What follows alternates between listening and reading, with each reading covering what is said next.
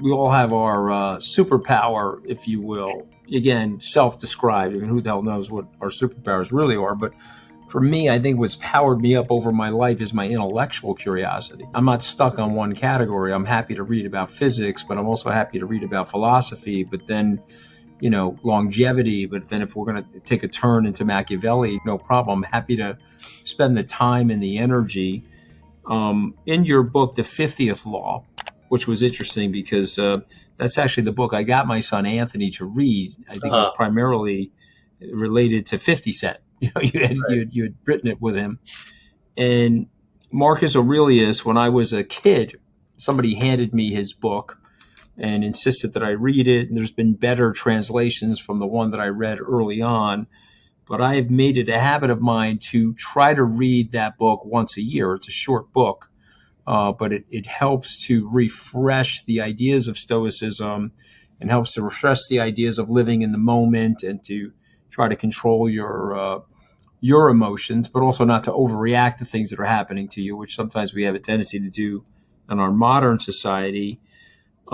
Describe the importance of learning from history. And obviously, the General Aurelius's book had a big impact on you. Why did it have a big impact on you? Tell us about the first time you read that book. Well, I read the Meditations probably the first time when I was in college. I was very, very, very impressed by it. I was very impressed by the honesty of it.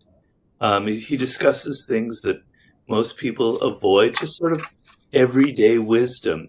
The thing about philosophy, so much of philosophy has no application to daily life. You read these academics, et cetera, or someone like Kant or Schopenhauer. It's very interesting, but you don't know how to apply it. But Stoicism or Marcus Aurelius, it was like he was in the room with you.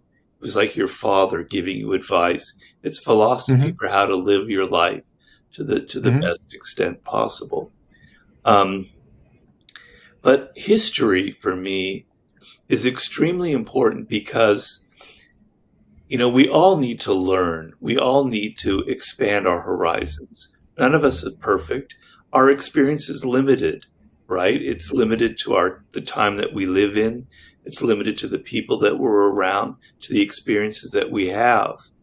But history is like this incredible vast storehouse, this insanely enormous library of wisdom, of experiences, of mistakes that have been made, things that you can learn from, right? So I think it was Bismarck who says, I learn from the mistakes of other people, right? Because we all make mistakes in life and we learn very painful lessons from them. But in history, there are thousands of these lessons, right? And so the other thing that history gives you is it gives you a sense of proportion. It gives you a sense that things are relative. So when people get all excited in the moment like they are now about certain trends going on, about, this is what's happening to America, or this is what the moment that we're living in. When you read a lot of history, you're able to stand back and go, wait a minute, this is going to pass. This moment in history is going to pass. It's just a phase that we're going through, and things are continually repeating. What seems to be something that's never happened before, like the crash of cryptocurrency, has happened thousands of times before in our past with all kinds of speculations and all kinds of financial bubbles, et cetera, et cetera. Nothing is new.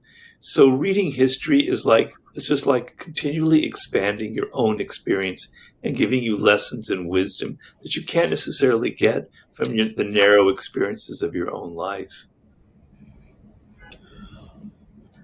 I mean, listen, it's incredibly well said. I do draw from history. I think it does. It provides an anchor. It's almost like a grounding wire. You're able to step back a little bit and be a little bit more dispassionate about what's happening to you on a day-to-day basis.